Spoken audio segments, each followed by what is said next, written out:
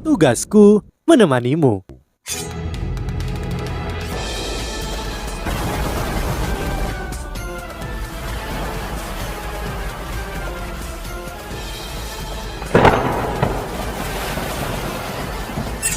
Hai sahabat Pasuk, kembali lagi bersama alur cerita versi novel Solen 2 Sekte Tang yang tak tertandingi. Jangan lupa like, subscribe, dan nyalakan tanda lonceng. Mari kita lanjutkan. Huayuha melepaskan kekuatan spiritualnya pada saat yang sama ketika dia terus terbang menuju utara. Memang ada banyak bekas luka dan jejak pertempuran yang tertinggal di tanah. Beberapa ditinggalkan oleh alat-alat jiwa dan yang lain ditinggalkan oleh Mas Roh dan tentara. Huayuha melihat mayat dari waktu ke waktu dan dia bisa tahu dari jejak ini bahwa pertempuran itu jelas, keras, dan kuat. Tetapi tidak ada banyak orang yang bertarung. Jumlah total tidak lebih dari 1000 orang. Tetapi kelompok ini harusnya menjadi anggota paling elit dari kedua belah pihak. Kekaisaran Starlo hanya memiliki sedikit instruksi jiwa dan alat jiwa. Tetapi jumlah Mas Roh sejati mereka bukanlah sesuatu yang bisa dibandingkan dengan Kekaisaran Ryu. Setidaknya ada 1 legiun Mas Roh di pasukan barat laut dengan setidaknya 1000 orang yang seluruhnya terdiri dari para Mas Roh sejati. Meskipun mereka bukan penjaga pribadi Adipati Rama Putih, mereka hanya mendengar perintah darinya. Kekaisaran Starlo memiliki total 10 legiun Mas Roh tersebut. Sayangnya, legiun Mas Roh ini terlalu kuat ke titik di mana keluarga Kekaisaran Starlo tidak berani menyerahkannya kepada Adipati Rama Putih untuk dia komando seluruhnya. Dan hanya ada 1 legiun Mas Roh di sisinya. Huayuha tidak bisa terbang secepat itu karena dia mengamati jejak pertempuran di tanah. Tetapi hal baiknya adalah dia tahu dia menuju ke arah yang benar. Semakin jauh dia terbang, semakin dia mengerti betapa Kekaisaran Ryu ingin membunuh Adipati Rama Putih. Huayuha bisa tahu dari mayat-mayat di tanah bahwa setidaknya ada 2 legiun instruksi jiwa mengejar Adipati Rama Putih dan pasukannya. Selanjutnya, 2 legiun ini adalah anggota tangan yang melindungi bangsa. Huayuha telah melihat salah satu dari mereka sebelumnya. Legiun itu telah menjebak Huayuha dan yang lainnya, yang akhirnya mengakibatkan Wang Shu'er mengorbankan dirinya untuknya. Legiun itu adalah legiun tiran mata jahat, dan dari apa yang dikenakan para instruksi jiwa yang telah terbunuh, pasukan lainnya haruslah legiun instruksi jiwa Cakar Teror. Kedua legiun ini memiliki peralatan tingkat atas. Mereka adalah legiun instruksi jiwa peringkat binatang roh. Mereka dilengkapi dengan sejumlah besar alat jiwa tingkat atas dan kekuatan bertarung rata-rata mereka sama dengan instruksi jiwa kelas 4 atau bahkan lebih tinggi. Selain itu, mereka sangat mahir dalam kerja sama tim. Huayuha terbang selama 1 jam sebelum dia samar-samar bisa melihat gelombang cahaya berkedip di kejauhan. Cahaya-cahaya ini berkedip-kedip dengan kecepatan yang luar biasa. Tidak sulit untuk melihat bahwa pertempuran itu sangat intens. Huayuha buru-buru mempercepat sebanyak yang dia bisa dan terbang ke arah itu. Dia bisa melihat bayangan dan sosok berkelap-kelip dengan sinar cahaya di udara di atas cakrawala. Kelompok ini sebagian besar dibagi menjadi 2. Kelompok pertama adalah milik legiun instruksi jiwa tiran mata jahat yang alat jiwa tipe terbangnya berkilau dengan cahaya biru, dan kelompok lain milik legiun instruksi jiwa Cakar Teror yang alat jiwa tipe terbangnya berkedip dengan cahaya keemasan gelap. Kedua legiun membuat kubah dengan sinar biru dan emas gelap. Huayuha bisa melihat bahwa kekuatan jiwa dari kubah ini berasal dari alat jiwa berbentuk lonjakan di ujung alat jiwa tipe terbang mereka. Semua orang melepaskan kekuatan jiwa dari alat jiwa ini dan kekuatan jiwa mereka berkumpul dan berubah menjadi kubah besar ini. Rasio mayat yang dilihat oleh Huayuha dalam perjalanan ke sini sangat mendukung para instruksi jiwa.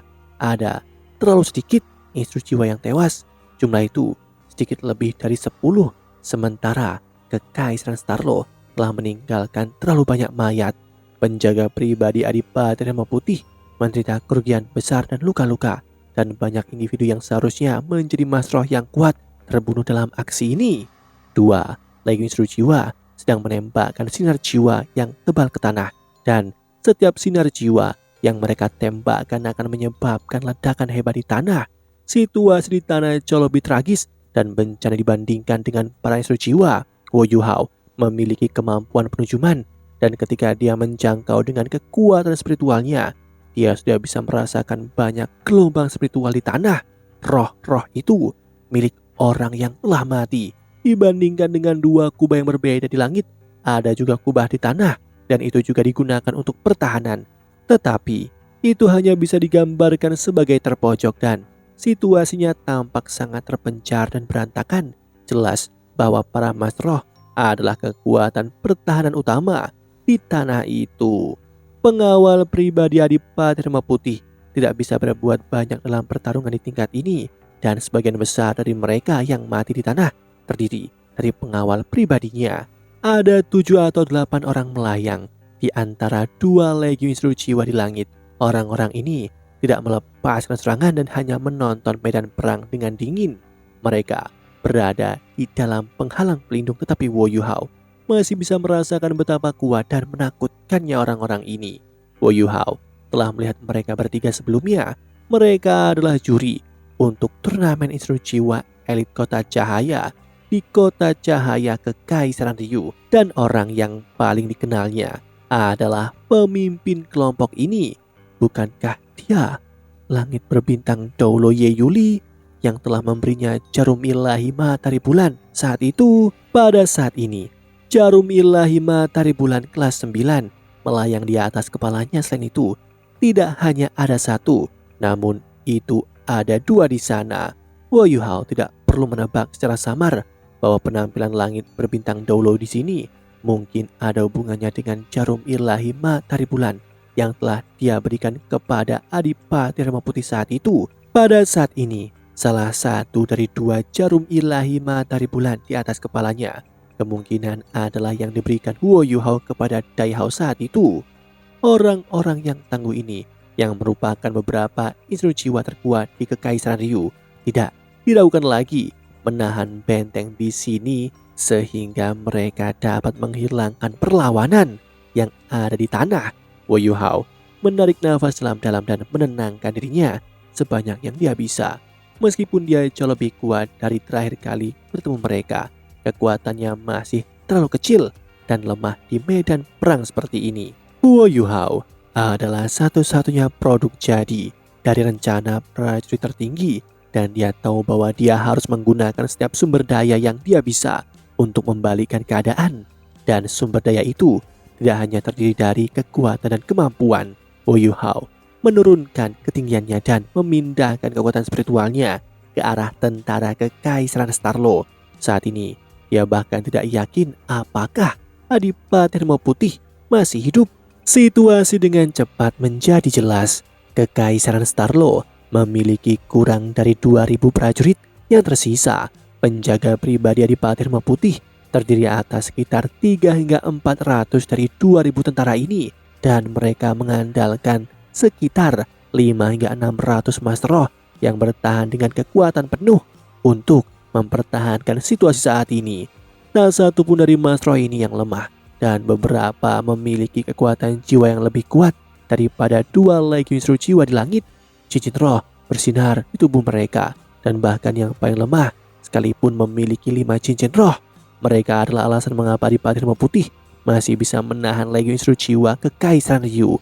Namun, wajah mas roh ini dipenuhi dengan kelelahan, dan semua orang mengenakan ekspresi serius. Tak satu pun dari mereka akan takut pada instru jiwa di langit jika mereka 1 lawan 1. Dan bahkan ada 4 Feng Hao Doulo di antara para mas roh ini. Adipati Rema Putih masih berada di antara kelompok ini, tetapi dia tampak seperti berada dalam kondisi buruk. Separuh tubuhnya hangus hitam dan dia menopang dirinya sendiri dengan pedang. Dia menderita luka parah.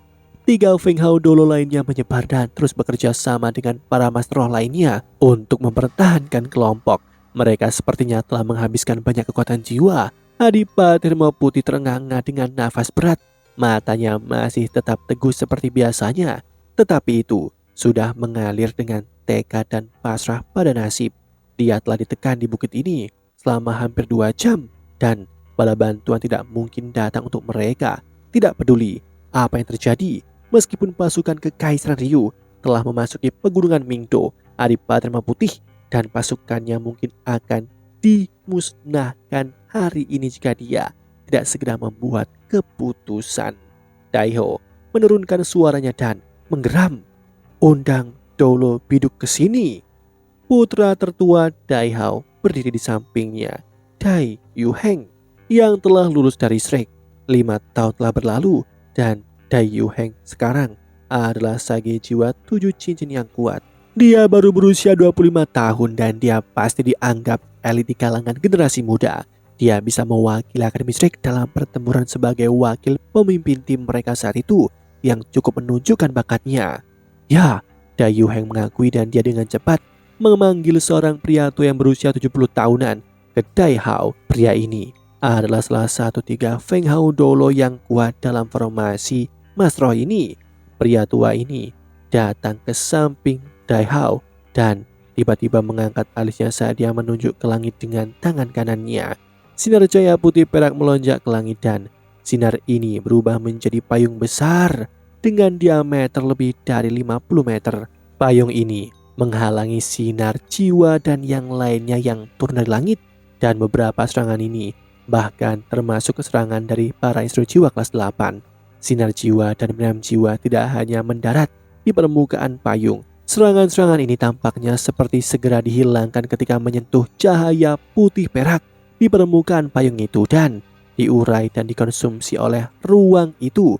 Tidak ada ledakan yang terdengar. Pria tua ini adalah Komandan Legiun Mas Roh pertama Kekaisaran Starlo, Biduk Dolo Xuanji. Dia adalah salah satu dari Feng Hao Dolo generasi yang lebih tua di dalam Kekaisaran Starlo dan nama aslinya telah lama dilupakan. Jadi, dia selalu dipanggil sebagai Xuanji. Kekuatan jiwanya di peringkat 94 dan rohnya adalah payung biduk. Dia berteman baik dengan Adipati Harimau Putih generasi sebelumnya dan satu generasi lebih tua dari Daihao. Adipati Harimau Putih generasi sebelumnya memohon kepadanya untuk melindungi garis keturunan Harimau Putih dan dia adalah salah satu kekuatan inti terkuat di camp Adipati Harimau Putih Daihao. Bangsawan tinggi, wajah Biduk Dolo tampak agak pucat saat dia memblokir serangan yang menghujani langit. Ekspresinya juga sangat suram pada saat ini. Kekaisaran Ryu jelas telah merencanakan serangan mendadak mereka untuk waktu yang lama dan keganasan serangan mereka melebihi harapan semua orang. Kekaisaran Ryu tidak mengirim pasukan mereka dengan cepat ke Kekaisaran Starlo. Sebagai gantinya, mereka mengirim kekuatan bertarung terkuat mereka melawan Adipati Harimau Putih Daihao, yang jelas berarti bahwa mereka telah merencanakan ini. Adipati Harimau Putih adalah Marsal Angkatan Darat Barat Laut dan ia juga menjadi andalan bagi perimeter pertahanan Barat Starlo. Begitu dia meninggal, Kekaisaran akan mengalami pukulan psikologis yang luar biasa besar. Hasil ini akan sangat bermanfaat untuk apa yang ingin dilakukan oleh Kekaisaran Ryu. Setelah itu, Daihao bukan satu-satunya target. Mereka juga mengejar Legiun Master Roh pertama dari Kekaisaran Starlo, karena Legiun ini mewakili 10% dari Master Roh yang dikendalikan oleh keluarga Kekaisaran. Biduk Dolo menghela nafas samar ketika melihat luka di sekujur tubuh Daihao. Cedera paling parah Adipati Harimau Putih berasal dari jarum ilahi matahari bulan langit berbintang Dolo. Awalnya, Adipati Harimau Putih memiliki juga satu jarum ilahi matahari bulan, tetapi langit berbintang Dolo mengambil jarum ilahi itu begitu dimunculkan dan bahkan menggunakan jarum ilahi itu untuk melukai Daihao.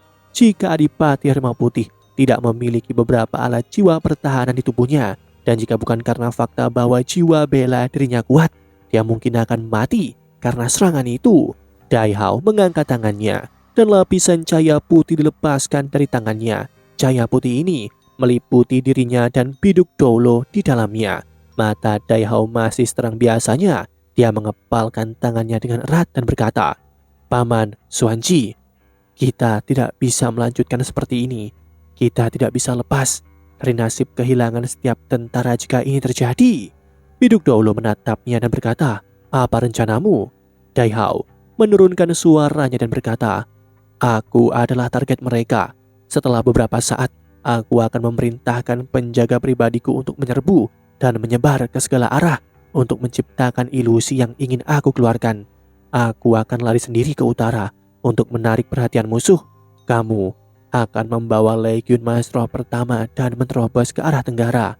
Berlari sejauh yang kamu bisa dan pertahankan sebanyak mungkin nyawa dan kekuatan. Pertahankan kekuatanmu agar kita dapat membalas di masa depan. Tidak! Ekspresi biduk Doulo berubah secara drastis saat dia membalas dengan marah. Omong kosong apa yang kau ucapkan? Ayahmu telah memberiku tugas untuk melindungi garis keturunan harimau putih. Bagaimana aku bisa meninggalkanmu dan melarikan diri? Jika aku melakukan itu, bagaimana aku bisa menghadapi ayahmu di akhirat? Dai Hao berkata dengan tenang. Paman Xuanji, sekarang bukan saatnya untuk berbicara tentang sentimen.